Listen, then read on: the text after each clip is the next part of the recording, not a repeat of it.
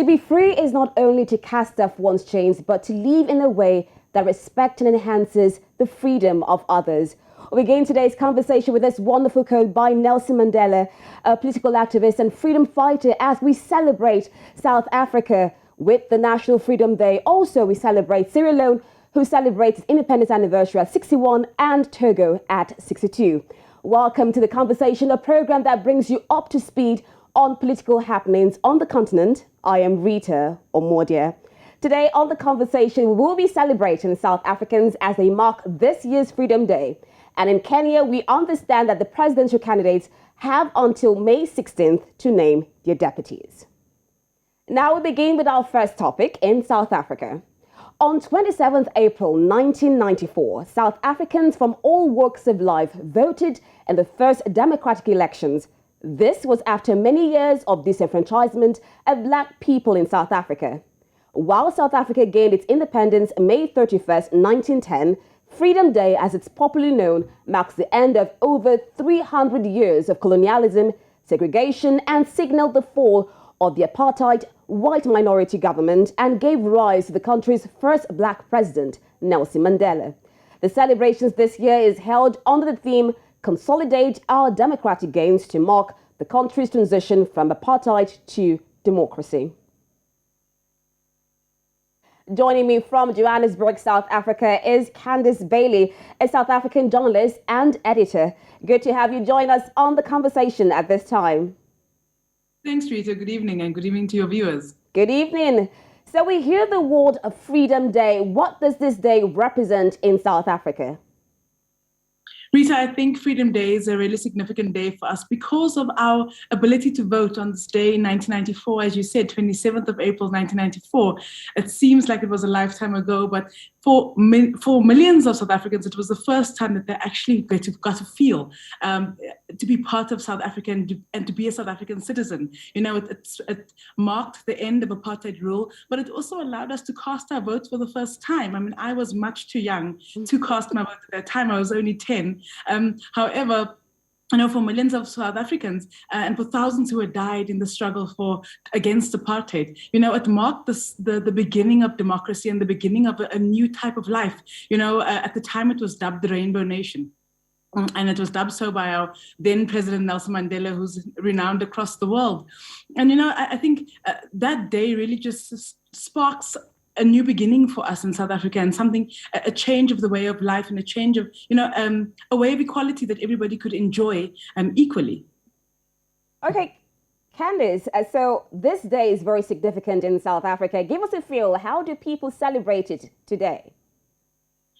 I think most South Africans didn't do anything spectacular. Some had gatherings, some really just took the day out and chilled. I think for many of the older South Africans, particularly those who were involved in the apartheid struggle, they may have spent the day, you know, commemorating and thinking about the struggle times and thinking about the first time that they voted. I think that might have been, you know, a topic of discussion. I know that I had that conversation with my parents this morning. You know, what did they do? How did they vote? You know, how they felt at the time. So I do think that there is still a sense of euphoria when people think about that first time that they were able to go vote in South Africa on that 27th of April. The president did address the nation from Middelburg and Mpumalanga, which is one of our provinces.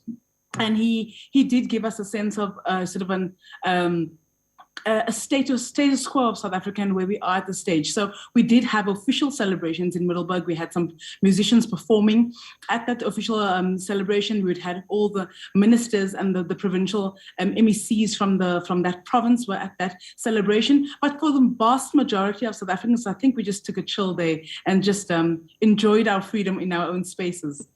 Quite a big day for South Africans there. Now, still in the sense of euphoria, it's been 28 years since. How have things changed, and has there been any significant progress since 1994? Has a good society come out in the post-apartheid South Africa because of the 1994 democratic breakthrough?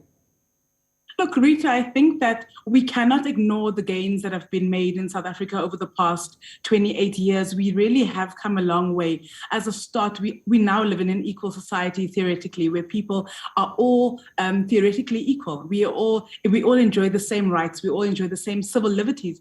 That never came about. That had to come about when we brought democracy into our country, and that is something that is as a start is a good change. I do think that there have been significant changes in terms of services and service delivery. Access to education and access to healthcare for many people. But I do think that there is a lot that still needs to be considered and needs to be, thought about. In our president's address earlier today, he said that many South Africans would be questioning what freedom is actually worth and that they were right to do so, because we were still sitting in a situation where we were not where we wanted to be. We still have a long way to go to be able to have the South Africa that we all dreamed about having in 1994 when we cast our first votes. And I think go on, please. Sorry. Go on, please. I think that is true. We've got access to. We have got. In fact, some of the numbers that the president brought about in his speech was that 9 out of 10 people have access to water. 80% of our country now has access to electricity. And that's really an important stat because it does show that we have endeavored to try and get basic services to South Africans. But for many people, that's not the only thing. There's still economic inclusivity is not a reality for them. We've got higher rates of unemployment in our country. At the moment, our unemployment rate is sitting at 35%. So that's something that's really a big problem. We've got high rates of crime. We've got high rates of gender-based violence in our country. So there are many challenges that we still need to overcome. And I think particularly for the average South African citizen, they equate freedom with being able to be economically equal. And I don't think that they are economically equal because of those high rates of poverty, high rates of unemployment. Our youth unemployment rate is significantly high. And that's very scary for a country that's as young as ours. Are young people going to be able to have jobs? Are they going to be able to sustain themselves going forward? We want to have a society where people are able to provide for themselves. And the question we should be asking government is, are you able to do that? Okay, I'm happy you brought about the issue of the economy and poverty in South Africa, Candice. And I know a good number of people have called for the integration of the National Action Plan, and it set its target for 2030. Do you think that is possible in South Africa to develop the economy? Look, Rita, I do think that I'd like to be positivist and say anything is possible. But I do think that we have a long way to go. There's a lot that's happened. I think, we've just come out of a COVID-19 pandemic, and COVID-19 has had a significant impact on our economy. At the moment, you may know that in KwaZulu-Natal province on the east coast of South Africa, we've got floods that have caused massive damage. We've got over 10,000 households houses that are partially damaged, another 5,700 that have been completely destroyed. So in terms of the knock that we have on our economy, that's quite significant as well. So I think that we may be behind in terms of our goals of, having a more economically inclusive society by 2030, but we should consistently work towards that goal. Now, the backdrop of this Freedom Day also marks the 25th anniversary of the Constitution. Is it still relevant in South Africa? Our constitution is absolutely relevant. I think that on paper, we've got this beautiful document. And although the implementation of it is not as seamless as what we would like it to be, I think that it remains relevant. It remains relevant. It remains a guiding light for us as a young democracy, trying to understand and trying to ensure that people have the same rights and equal rights, and that people understand their not only their role per se, but also what they are entitled to in our country. All right, Candice, it's 28 years, and we know that the Freedom Day this year is being marked at a time that the country is dealing with so many questions of xenophobia, anti-immigrant sentiment, Operation Dudula, and much violence. But let's look at the electioneering period, especially as this marked a big strand in democracy in South Africa. How would you assess the electioneering period as we saw quite a low turnout of voters at the local elections? I do think that there have been high levels of voter empathy, or well, apathy, really, not empathy, sorry. I do think that voters are feeling slightly disgruntled by our country. They're feeling disgruntled by the lack of service delivery. You may have seen in the news over the past few weeks that we've been stuck with load shedding, for example, so access to electricity is disrupted. And that's something that's come about for the past 12 years. It's symbolic of the problems that we have in our country in terms of not maintaining infrastructure. There's also a big problem of corruption. And I think that those are things that really impact on citizens and make them feel like there's no reason for them to vote. And that's why they don't go to the polls. And we do need to think about how, well, our government specifically needs to think about how they are able to help citizens feel that they are taking control of the country, that they are providing leadership, they are providing guidance, that they are taking a no-nonsense stance towards corruption. Corruption is a very big deal in South Africa. I mean, over the last 3 years, we've had the State Capture Commission, and we've just come out of that commission. We've had the reports, but we're yet to see any concrete action come from those reports, and any, the president understand what is the president going to do, how is he going to take action and show South Africans that he really doesn't want corruption and he wants a South Africa that works for all and that everybody can enjoy. I'm happy you brought about the issue of the presidency and, of course, South Africans there, because we know most of them has actually questioned the level of true freedom they have had due to the high level of unemployment, which you rightly suggested. Now, the ANC now has been in power since the first elections, which elected Nelson Mandela. But unfortunately, you talked about the issues of corruption. There's also been issues of political repression in South Africa, the issue of the state capture you also mentioned. Do you think this political party, the ANC, has strayed from the ideologies of the founding fathers to have a true freedom for South Africa, or are they still going on the right path?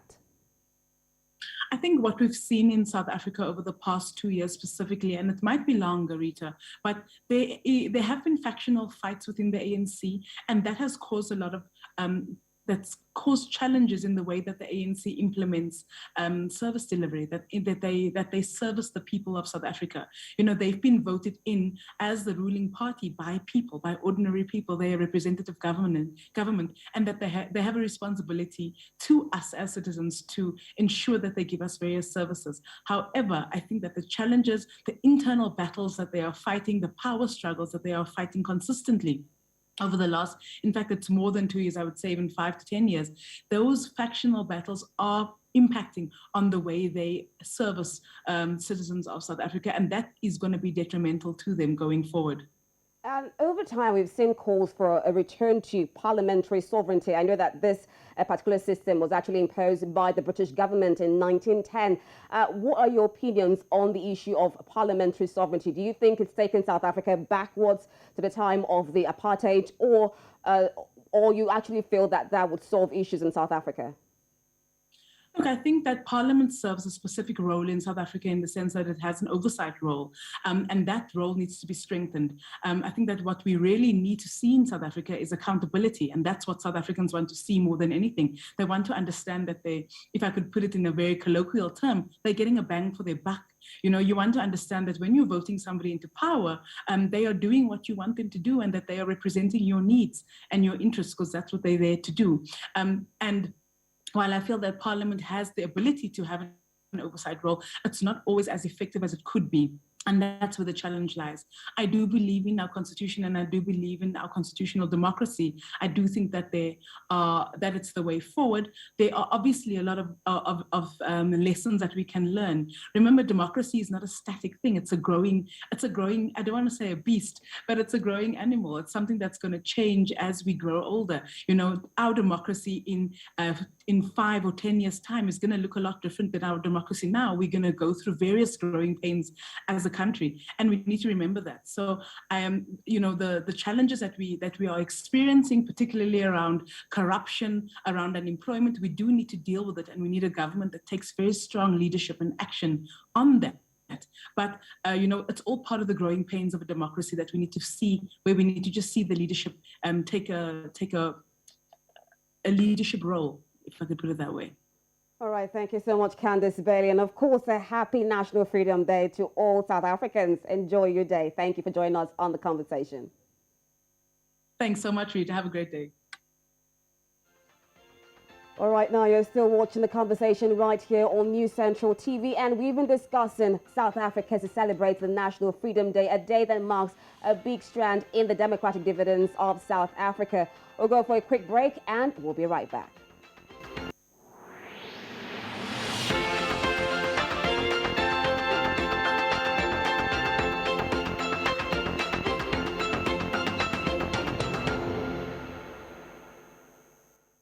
Welcome back. If you just joined us, this is the conversation right here on News Central TV. And on this program, we get to discuss recent political happenings around the African continent. And on the first belt, we dealt with situations in South Africa as the country marks the National Freedom Day, a day that marks the first black president, the election of the first black president, and of course, bringing democratic dividends to South Africa. Right now, we move to situations in Kenya. Now, the Independent Electoral and Boundaries Commission in Kenya has said that presidential aspirants have until May 16 to submit names for their running mates. The meeting between IEBC and political parties agreed on the 2-week extension from the initial April 28. Speaking on Tuesday after a consultative meeting with representatives of political parties, IEBC Chairman Wafula Chebukati said that the names of governor aspirants will also be submitted on May 16. Chebukati said the deadline for submission of names for aspirants for members of National Assembly, Women Representative, Senate and members of County Assembly remains Thursday, April 28. Joining me live on the conversation at this time, I have Declan Galvin, Head of Inside Information and Intelligence at WS Insight. Thank you so much for joining us on the conversation. Thank you, Rita. All right, so dealing with the Kenyan elections now, we have a postponement of the deadlines for the submission of deputies. Do you think the deadline should have been postponed considering how close the elections are? So I think that question kind of speaks to a broader concern that the public in Kenya has, which is the independence of the IEBC, as well as how finite election-related laws are. And so the fact that it was moved, while it provides relief to a lot of political aspirants, ultimately it does raise questions as to what else they might be able to get away with in the future, and some of those kind of ongoing concerns around IEBC independence and kind of their footing. Okay, so a lot of people say that the contestants are quite hesitant to name their deputies due to fear of political repercussions. Do you think that is true? Yeah, so look, a huge factor in the decision to move this was political coalitions and parties still trying to find consensus over who that nomination will be. And so while there's been enormous speculation over whether Azimio or Kenya Kwanza, who they'll end up choosing, there's a lot of bargaining and kind of horse trading that needs to take place within these coalitions in order for them to land on what that is. So this time period is really going to allow them to try to land on that and build consensus in areas where they're not confident that they have it. Okay, let's look at the candidates for the deputies. Now, we see female leaders in Raila Odinga's camp pushing for a woman to be a running mate. Now, on 22nd April, Rita Omodia, that's a One Kenya Alliance Council, formed an advisory panel to recommend possible running mates for Raila Odinga. Now, what are the chances of having a female running mate as a deputy for Raila Odinga? So it's ultimately hard to know, but one of the names that's being pushed forward is Martha Karua, who is the party leader of the National Rainbow Coalition, NARC. She is a favorite, and what's interesting, if you look at the polling data that's been issued in terms of where the public is wanting or what kind of running mates they'd like, Martha Karua actually registered for both Azimio and Kenya Kwanza with UDA, with the current deputy president. So that is somebody that continues to have traction. She's been well known kind of within the political circles and is considered to be a very strong leader and in many cases a defender of the Constitution. So that's a name that's really being pushed. It's also kind of interesting to note that in Kenya, they do have this push to make sure that there's more women representation. Under the new constitution, there's an opportunity for women's representatives, so that there's actually more representation for in terms of gender at the National Assembly and other ways. So it's a really important and interesting kind of dynamic that's going on in Kenyan politics, and we might be surprised. We might actually see a female nominee. I can't wait. Okay, Declan, aside from Martha Karua, let's also look at this man, the former vice president and veteran politician, Kalonzo Musyoka. He says he's the right person to work with Raila, and in court he says, everything is plain, so why should we waste time? If Raila Odinga takes me, he will be the next president of Kenya. Declan, how much political strength can he amass for Odinga, and how popular is he in the political sphere in Kenya? So as you and your viewers are no doubt know, ethnicity and tribe are factors within political dynamics in Kenya. And Kalonzo Musyoka, he's a member of the Kamba community. That's one of the kind of 5 largest communities in the country. And he is an individual with enormous national profile. And so he's certainly going to say that. He's going to say that he's the right guy to lock in that region, Ukambani or Eastern, depending on how you describe it. But what's really interesting and important is actually, if you look at the key governors from these areas, these key kind of Kamba governors, you'll find that most of them are already endorsing Raila Odinga, and they carry with them their own constituencies. Now, I don't want to discount Kalonzo as an important leader, because he's certainly of note. But there's a lot of support within Eastern and within the Kamba community already built in for Odinga.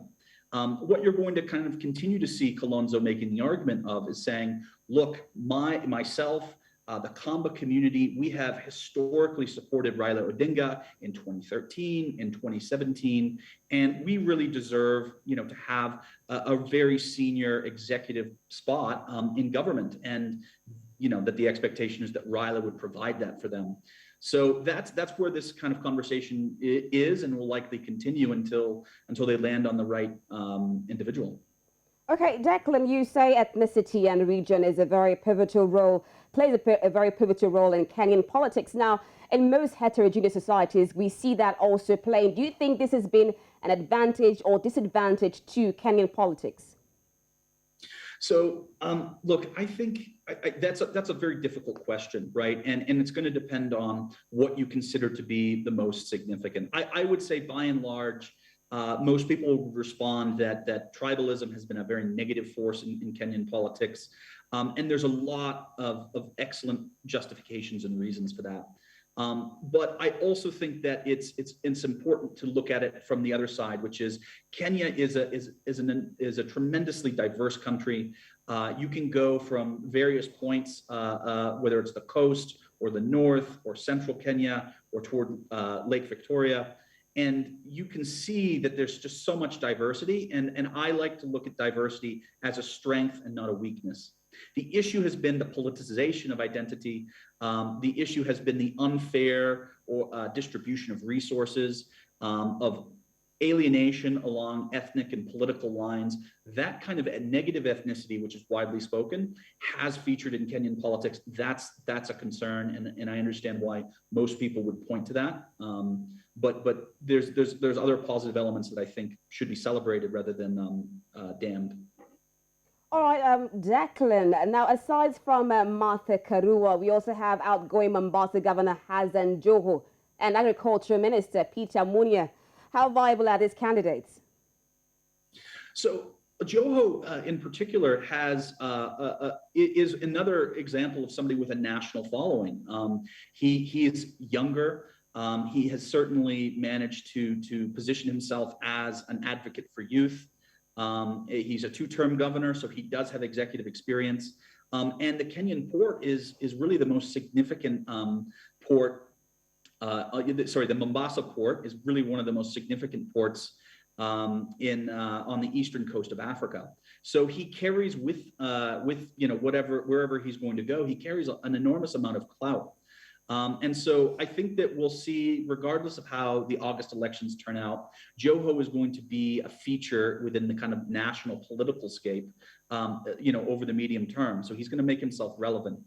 Peter Munez, right? So he is an important leader from kind of the eastern areas of central Kenya, and he's somebody who's being talked about as a possible deputy candidate. But we really just need to see where that kind of lands ultimately, next month. All right, Declan, thank you so much. Hold on your thoughts and positions. As we also have with us, join us live is Makorre Wilson. Mohochi is a research policy and political consultant, rather. Thank you so much for joining us on the conversation. So, Makorre, we've been dealing with the candidates for deputies, especially on the platform for Raila Odinga. We've talked about Martha Karua, we talked about Peter Munia, and of course a host of others. How viable are these candidates so far, and who do you think stands a better choice? Thank you very much for having me on your platform today. Yeah, Kenyan politics is very dynamic, and that is a look at it from. And when it comes to voting, many Kenyans tend to align themselves with their ethnic alignment. You realize that some people make a decision not based on a particular ideologies presented by the party, but depending on how they align to their particular candidate, depending on where they come from. So when you look at the potential or viable candidates as the running mates for Raila Odinga, who is the presidential aspirant under the Azimio One Kenya Alliance ticket, Martha Karua as a woman, women candidates or various women are pushing to ensure that at least they have their own women. You remember recently when they had a meeting, the governor for Kitui County, that is Charity Ngilu, said that it's time that they should also have women. Because when you look at the Constitution of Kenya that is talking about the 2/3 gender rule, the women are pushing to ensure that at least also their presence is felt in the political arena. So, and also considering recently when you look at when His Excellency, the Right Honorable Raila Odinga toured the United States, he was accompanied by the lady who is Martha Karua, who has also been very vibrant, and considering she also comes from Mount Kenya. And you also look at it from this perspective, the Mount Kenya region has always been a very big voting bloc that it makes a decision where or who is going to be the president of the Republic of Kenya. So we're looking at that one. And also when you come to Kalonzo Musyoka, consider that when you headed the NASA, which is called the National Super Alliance, they had an agreement with the Right Honorable Raila Odinga that he serves one term, they let him also serve from this year. So that is something that also Honorable Kalonzo Musyoka has been trying to push to ensure that at least they go back to the memorandum they had signed before. But that one seems not to be working, considering also the president is also part of the Azimio One Kenya, and is also pushing to ensure that his interests under the Jubilee Party are also catered for. And I believe that through him, he sees Martha Karua as somebody who can be able to cater for the interests or to represent the interests of the people of Central Kenya. Okay, Makorre. So yes, please. All right, go on, please. So I believe that somebody must come from Mount Kenya, because when you look at also the issue of extending the timeline for the presentation of the running mates by the presidential candidates, this is something to allow them more time, at least to negotiate and see, because I look at politics as also, some people join politics as entrepreneurs. And also they look at this as a government has so many avenues that it can be able to accommodate others. So these timelines or extension of the timeline for submission of the running mates is to allow them to negotiate and see where they can be able to place others so that they don't have the wrangles or to go through the other repercussions that comes, for example, where some other candidates feel like they have been shortchanged and they end up also changing their alliances to other parties. Okay, Makorre, sorry to butt in here. Now, you're saying that this deadline extension will give them room to gather their papers together. Now, but Declan now gave a particular opinion. He said that this questions the independency of the IEBC. The elections are just August 9, just a month away. Don't you think that this is more like whatever that the political parties give the IEBC, then they follow through?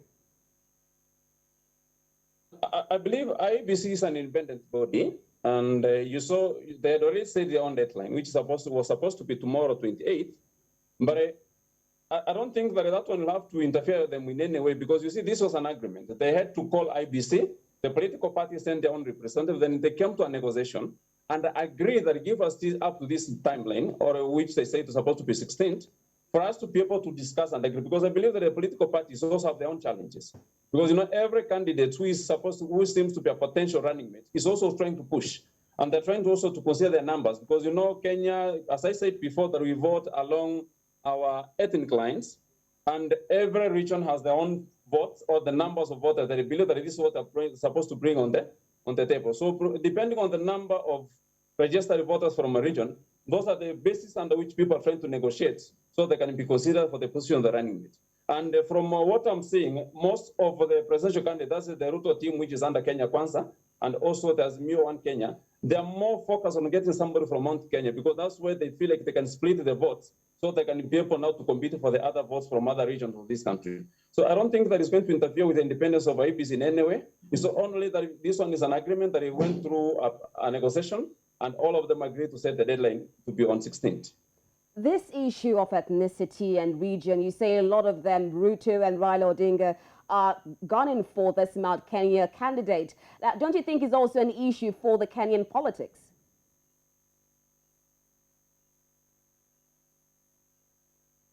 Makorre? Okay, while we still hope to get Makorre back online to the conversation, we still have it ask Declan Galvin. Declan, can you hear me? Now, let's go to situations with the deputy president right now, William Ruto, Declan. And he has been quoted as saying he is ready to have a female deputy, while in Raila's camp, while Raila's camp has also pushed for it. Now, earlier on, you also said that Kenya is blessed with so much female participation in their politics. Now, as much as we have females there who are pushing for it, how would you assess the level of female participation in Kenyan politics? Are they really given a chance to participate in politics? So there's two ways to look at that. I think kind of the most important one to mention is there is still a gender inequality when it comes to political representation, particularly in formal institutions. So this is something which is talked about widely. And a significant number of women who are in the National Assembly would come through the fact that we've got designated women's representatives or nominated representatives from parties who would be women, and so that's very much kind of characteristic of it.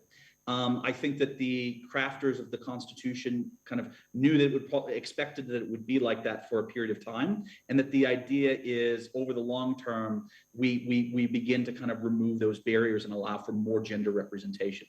Now, that being said, I don't think that that should be the end of that, the answer to that question in terms of gender, because there are very strong women leaders in civil society and in business and in politics, and especially in communities. So women do play a role, particularly at the community level in terms of politics. It might not be the most flashy or upstanding kind of role that would make it on TV, but they are involved. And I think that commentators and observers and analysts really need to kind of appreciate that participation looks different in different social spaces and different cultural spaces as well.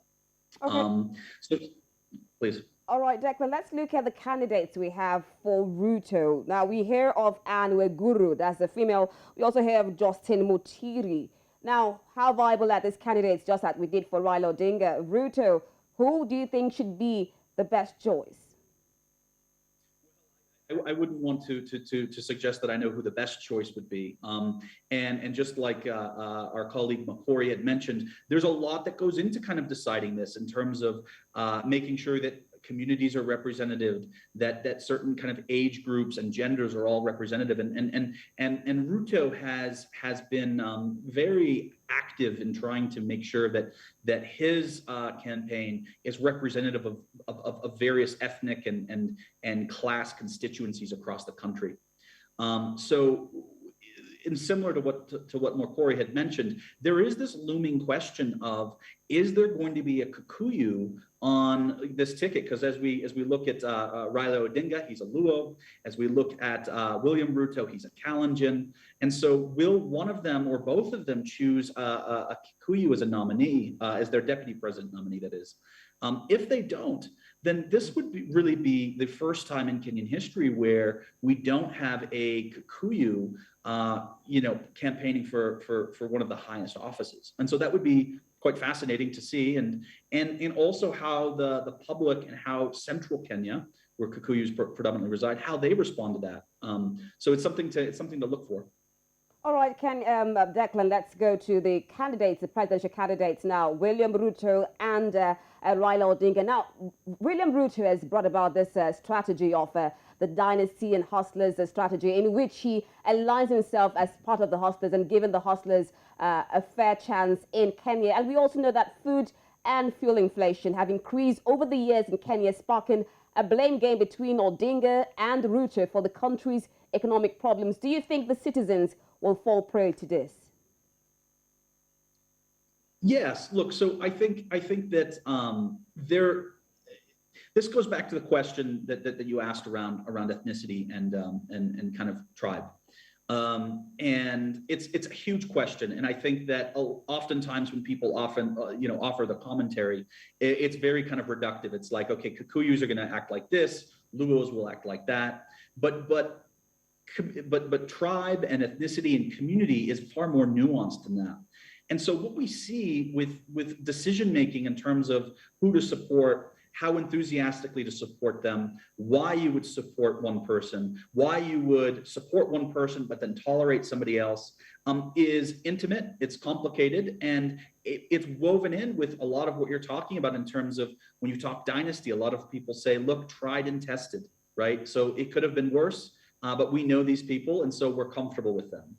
It could be looking at it from a class perspective, saying, you know what, this experiment of democracy in Kenya, which has been more or less run by the same handful of families since independence, doesn't work for me. So I'm looking for access to government services, to money and jobs in a different way. I feel like I'm on the fringes of society and hustling out my existence. And so when you look at what Ruto is cobbling together, he's essentially saying there's a new pathway that can be done that will actually lift you up and empower you. And then you've got a lot of other people saying, you know what, his rhetoric is not where it needs to be. But to be sure, you can see it anecdotally in the media. You can see it with a lot of the really credible public polling that has been released. Ruto's message is resonating with people. What we don't know is whether it's resonating enough to deliver him the victory in August. Okay, we have joining us back again, Makorre Wilson. Thank you so much for joining us back on the conversation. Now, let's switch gears to Raila Odinga. This man, he's contesting the election for the 5th time. He came very close to victory in the 2007 polls, but lost to Mwai Kibaki and also lost to Uhuru Kenyatta in 2017. Now, many of his supporters believed he won against Mwai Kibaki, who just recently died, God rest his soul. What exactly happened during that particular election, 2007 elections? Thank you very much for that. So in the year 2007, that's when we had also the 2007-2008 post-election violence, whereby it was believed that Raila Odinga won the election. Because you remember when they were going for election in 2002, they were working together. And at that time, the late former president, Mwai Kibaki, had gotten an accident. So Raila Odinga marshaled his troops, then they worked together to ensure that they bring the win to him, and with an agreement that will support him in 2007. But when it came to that time, he realized that the former president, the late Honorable Mwai Kibaki, did not want to support him because of the belief. You remember when I stated that we have this ethnic alignment, whereby we vote according to our ethnic alignment, and then he was advised that he should not support somebody from the Nyasa region, but he will remain in the seat to ensure that at least they got their own interests. So this is something that brought some disunity, whereby Raila Odinga felt like he was played.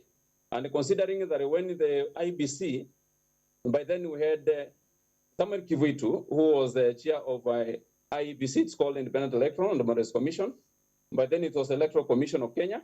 So when he declared the results, which took time, and remember that Kibaki was on at night, so that's something that brought some of the suspense in the country, and the people felt like, okay, this person, from what we were seeing IBC declaring so from various regions in the country, Raila was leading. Then later, we had something like Tharaka Nithi coming, and then this one bringing about Kibaki being at the top.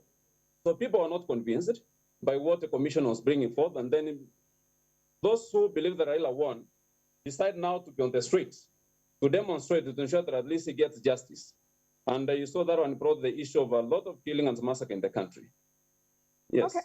All right, Makorre. Now, Raila Odinga is going in for another election. And do you think the alliance of 26 parties, that's the Azimio La Umoja, and the support from incumbent President Uhuru Kenyatta, who he lost to before, puts Odinga at a pole position to clinch victory this time around?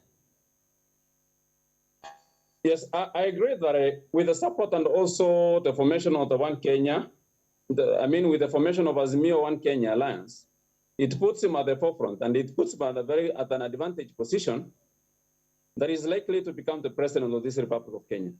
Because when you look at the numbers, so you know right now we have 22 million registered voters, and you look at the Rift Valley where Ruto comes from has 5.1 million registered voters. But that one does not mean that the people who live in Rift Valley are all who are supporting Ruto, because there are other ethnic communities who are living in Rift Valley who are likely to support Raila Odinga to ensure that he becomes the president. So we look at it from this perspective. All this election, because Raila, from what he has been a person who has been fighting for the multi-partyism in this country. Remember when we had the repeal of Section 2A of the Kenya Constitution on multi-partyism, and also this issue of giving us the freedom of also speech. That's something that we believe Raila has been fighting all his life to ensure that we have that freedom and also be able to enjoy democracy in this country. So it is a time that Kenyans feel that because he now has the support of the government, which was always against him, and many people have been believing that Raila was winning election, but it was being stolen from him or was being rigged. But now that he has the support of the government, and also considering he still have his own other support base, which he had before in his casket, that we believe that he's going to win with the landscape, with a lot of votes against his competitor, who is the deputy president at the moment, William Ruto. Okay, and you mentioned, maybe I can bring up something on the same. This issue of the hustler that the deputy president has used it now. Yes. I don't think that it would work because, you know, when you look at it, because that is what many people have been thinking, that it may also bring more votes in his area against Raila Odinga. But this is something that worked before when the deputy president spent much of his time campaigning instead of working for the people. That is now something that many people are questioning him on. You are given the job to work for the people. You spent much of your time campaigning instead of delivering for the people. Now he wants to tell people that now is the best to give a solution to the problems he created. So that is something that I believe is also going to work against him, that is going to work in Raila's advantage. All right, let me bring Declan in now. He talked about Raila Odinga having better chances, especially with the support of the President Uhuru Kenyatta, who he lost to in 2017. And of course, we know that Raila Odinga has contested, or rather, right now we have him contesting 5th time for the presidential elections. Declan, do you think that this support from the president this time around will clinch him that particular victory? So look, no question, the support of the president and let's just say government in general provides a massive boost and advantage to Raila Odinga. Everything from not being frustrated as much, being able to have a little bit more freedom of movement. And, you know, whether you agree with President Kenyatta or not, whether you are aligned with him or not, being president of a country does mean that you carry a certain kind of credibility and bravado. And so that kind of encouragement and endorsement does matter. And if Raila Odinga wins, I think that it will be one factor of several that would have been why he would have been successful. Okay, Declan, we also know that aside the coalition that has formed for Raila Odinga, the Deputy President William Ruto has the Kenya Kwanza Alliance, has attracted about 26 political parties. Now, one of sorts is the Democratic Party led by the National Assembly Speaker, Justin Muturi. Does this make Ruto stronger in any way? So a lot of these parties are quite small, and they don't have, most of them do not have a national presence, right? So these would be essentially the way a lot of political parties in Kenya works, and it's going to be similar, you know, across sub-Saharan Africa, is political parties are basically vehicles for political personalities. And so the lifespan of a party can rise and fall in a single election, or it can be completely transformed and broken apart and relabeled over the course of many elections.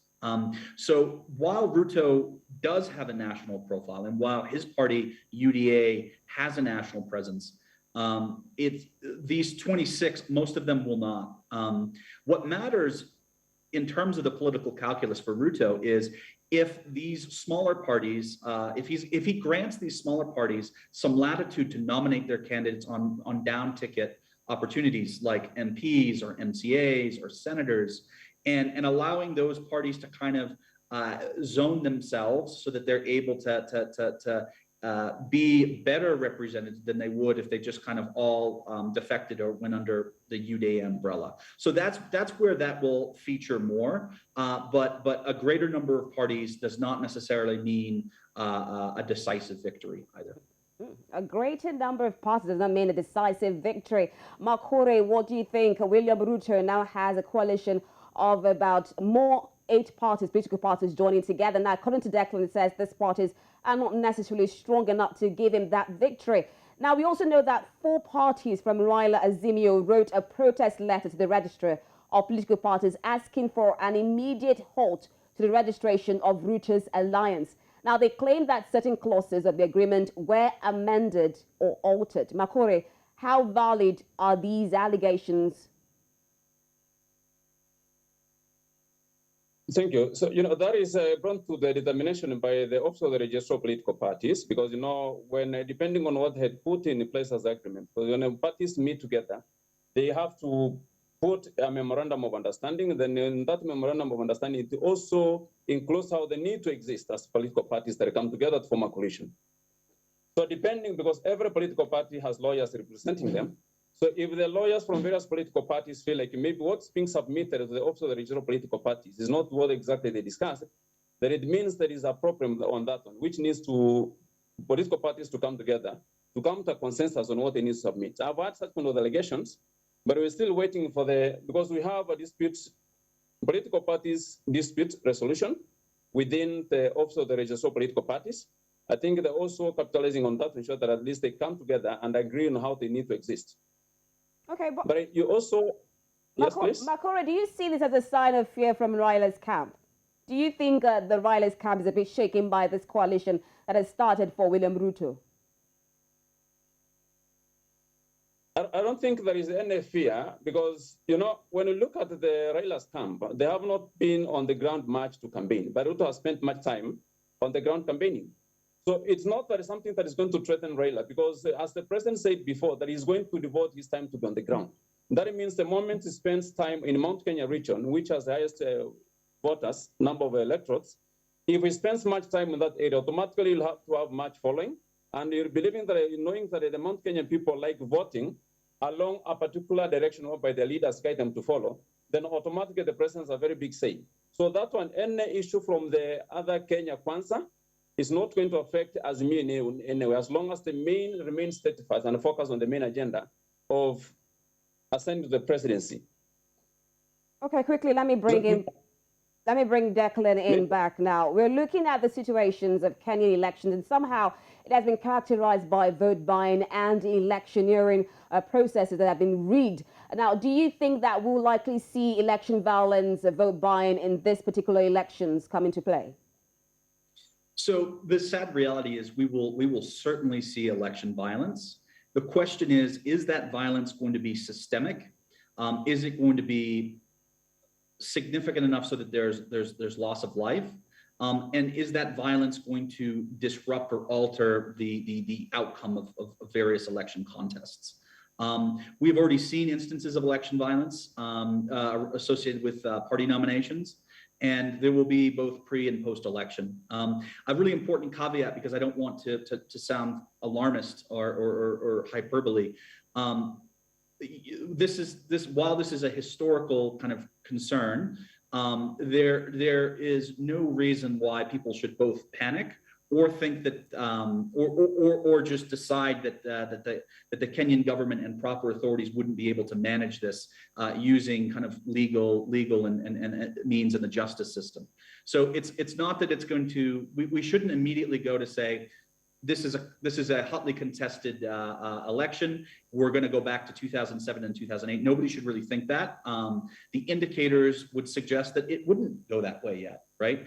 But there's also no indicators to suggest that this will be completely free and peaceful, because we know that there's going to be issues.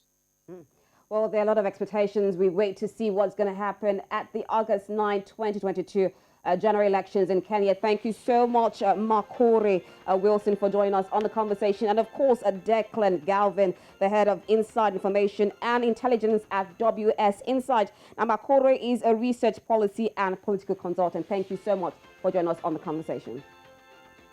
Thank you, Rita. Thank you. Now, this is where we'll draw the curtains for today's edition of The Conversation. We've had interesting conversations on the National Freedom Day in South Africa, and we celebrate with all South Africans. And on the second belt, we dealt with Kenyan elections as a deadline has been postponed for the nomination of deputies. We have a two-horse race there, Raila Odinga and Deputy President William Ruto. Do join us again on Friday for The Conversation. I am Rita Omodia.